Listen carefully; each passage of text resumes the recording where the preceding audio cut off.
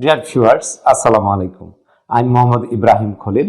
I hope you all are well and sound wherever you are. You are welcome to the Magic Learning English.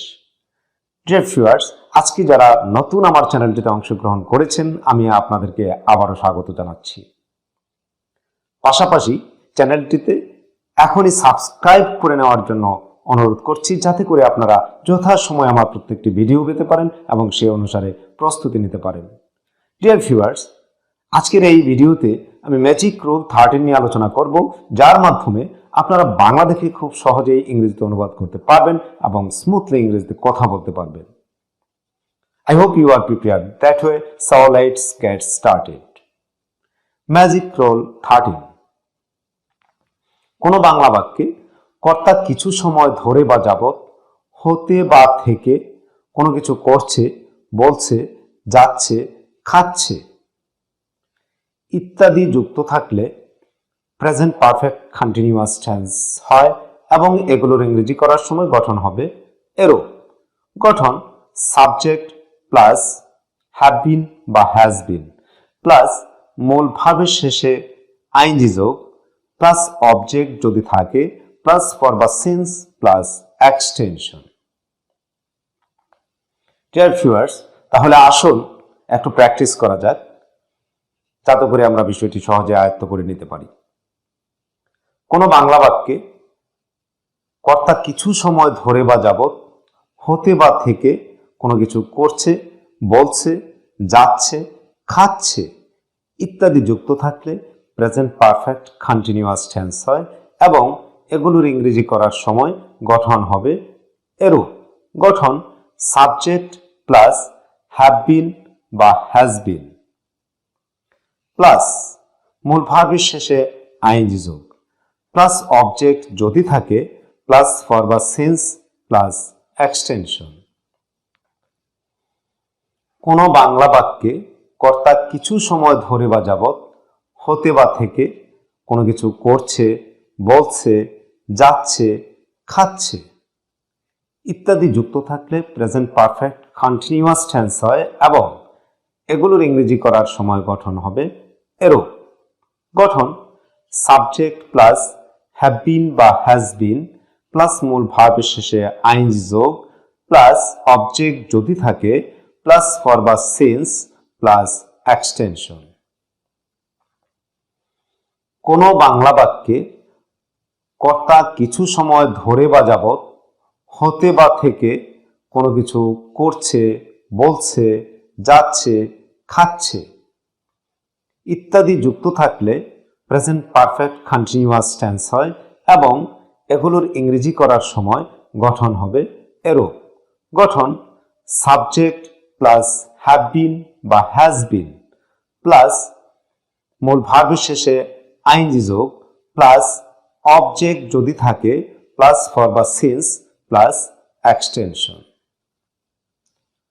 কোনো বাংলা বাক্যে কর্তা কিছু সময় ধরে বা যাবত হতে বা থেকে কোনো কিছু করছে, বলছে, যাচ্ছে, খাচ্ছে ইত্যাদি যুক্ত থাকলে প্রেজেন্ট পারফেক্ট কন্টিনিউয়াস টেন্স হয় এবং এগুলোর ইংরেজি করার সময় গঠন হবে নিম্নরূপ।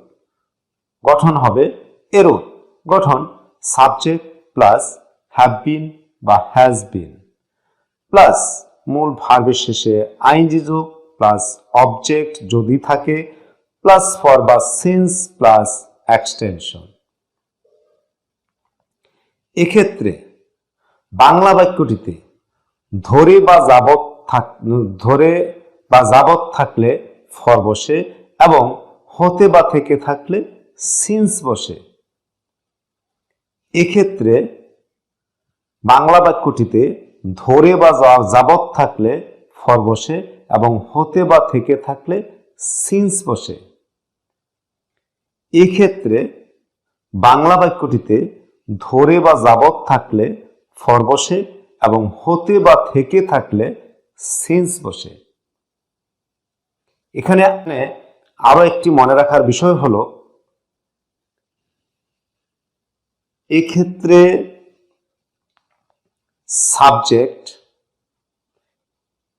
একটি অর্থাৎ একবচন হলে আই এবং ইউ ছাড়া সেই ক্ষেত্রে সাবজেক্টের পরে হ্যাজ বিন বসে এবং অন্য সকল সাবজেক্টের পর হ্যাভ বিন বসে। এক্ষেত্রে সাবজেক্ট একটি অর্থাৎ একবচন হলে আই এবং ইউ ছাড়া সেই ক্ষেত্রে সাবজেক্টের পর হ্যাজ বিন বসে এবং অন্য সকল সাবজেক্টের পর হ্যাভ বিন বসে। এক্ষেত্রে সাবজেক্ট একটি অর্থাৎ একবচন হলে আই এবং ইউ ছাড়া সেই ক্ষেত্রে সাবজেক্টের পর হ্যাজ বিন বসে এবং অন্য সকল সাবজেক্টের পর হ্যাভ বিন বসে। এই ক্ষেত্রে সাবজেক্ট একটি অর্থাৎ একবচন হলে আই এবং ইউ ছাড়া সেই ক্ষেত্রে সাবজেক্টের পর হ্যাজ বিন বসে এবং অন্য সকল সাবজেক্টের পর হ্যাভ বিন বসে। তাহলে আসুন উদাহরণের মাধ্যমে বিষয়টি পরিষ্কার করে নেওয়া যাক।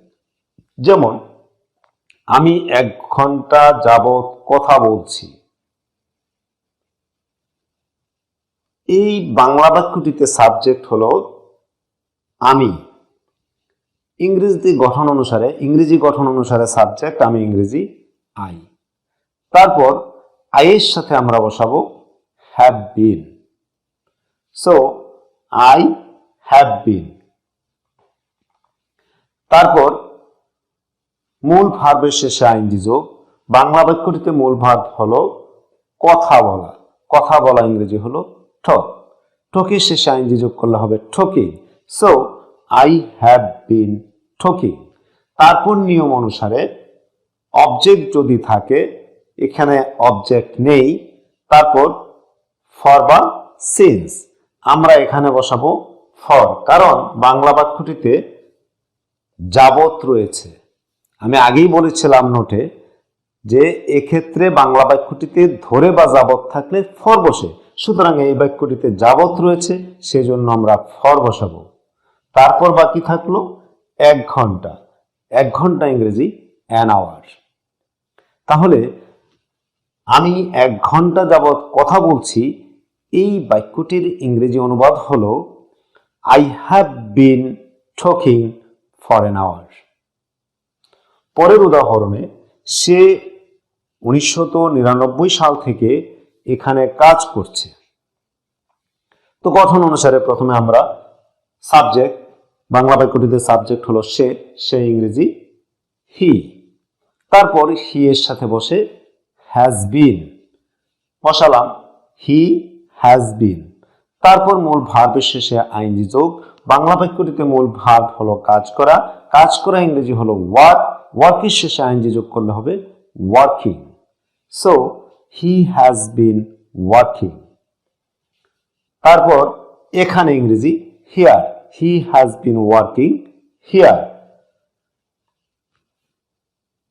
সে 1999 সাল থেকে এখানে কাজ করছে। বাংলা বাক্যটিতে থেকে রয়েছে, থেকে থাকলে সিন্স বসে, হতে বা থেকে থাকলে সিন্স বসে, সেই জন্য আমরা বসাবো সিন্স। তারপর বাকি থাকলো 1999। তাহলে সে 1999 সাল থেকে এখানে কাজ করছে। এই বাক্যটির ইংরেজি অনুবাদ হলো he has been working here since 1999। Dear viewers, আশা করি আপনারা এই বিষয়টি বুঝতে পেরেছেন এবং আয়ত্ত করতে পেরেছেন, এবং পরবর্তীতে আপনারা এই রুলটি ব্যবহার করে নিজে নিজে স্মুথলি ইংরেজিতে কথা বলতে পারবেন এবং আপনার মনের ভাব প্রকাশ করতে পারবেন। Dear viewers, if the lesson is helpful for you, please don't forget to like, comment and share, and then subscribe to the channel to get more videos about learning English in future. Thanks a lot for staying with me so long. Allah Hafiz.